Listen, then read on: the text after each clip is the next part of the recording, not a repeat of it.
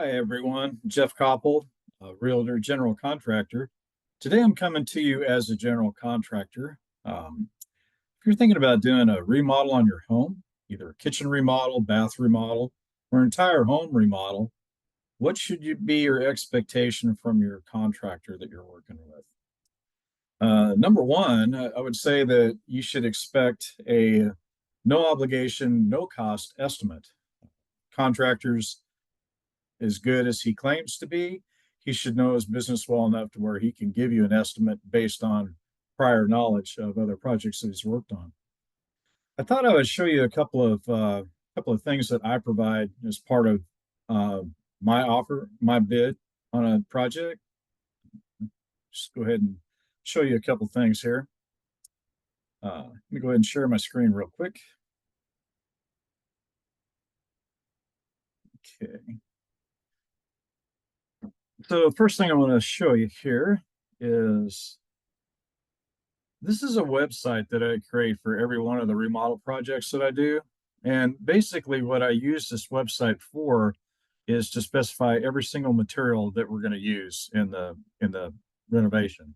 So if you click on any one of these, basically it'll start you through the process, and there's an image of what it is.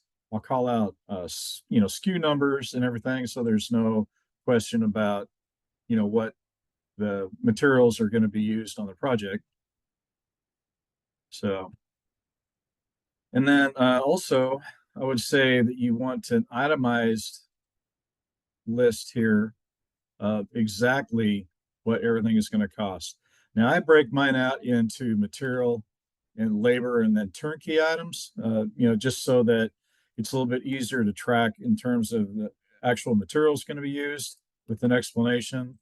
And then turnkey, that'd be reserved for like my trades that do flooring, where they, not only do they supply labor, but they supply some materials as well for the jobs. I don't know if you see this one here. This is actually labor to do some repair. And so under this labor item, they're going to do not only carpentry stuff, but they're going to provide some materials as well. So that's what I refer to as a turnkey item. So, and in addition to all these, addition to this kind of detail on a bid, you also want a contract. You want to see exactly, a timeline. Of course, the scope has kind of been explained with these two exhibits that I've already showed, but you also want to know a pay schedule and what should be your expectation. Expectation for like a down payment, I would say never more than 20% down on an initial deposit. And then each additional payment should be tied to a milestone of the project. So, like, say, at the end of demolition, there might be a draw. At the end of painting, there might be a draw. At the end of tile installation, there might be another draw. So, in other words, milestones that can be identified during the project to key off, payments. There should always be a holdback at the end also. So, in other words, at least 10% holdback. And what that is basically at least 10% of the project money is held back until you do your final walkthrough and sign off on everything as being done according to what was discussed and what you're anticipating on the project. So anyway, I just thought I've recently been asked for more on the construction side, just because some of the stuff is going on in real estate right now. But I just thought I'd put this out there because one of the things that I've heard over and over throughout the years is I've been ripped off by a contractor and you're here to fix whatever happened on the last deal. This is hopefully to avoid that.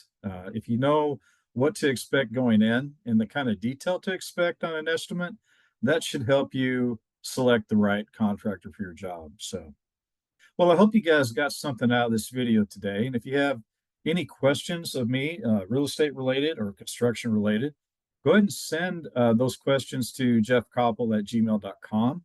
And I'll try to get a video out here for you to help you out. So, anyway, thanks for watching. See you soon.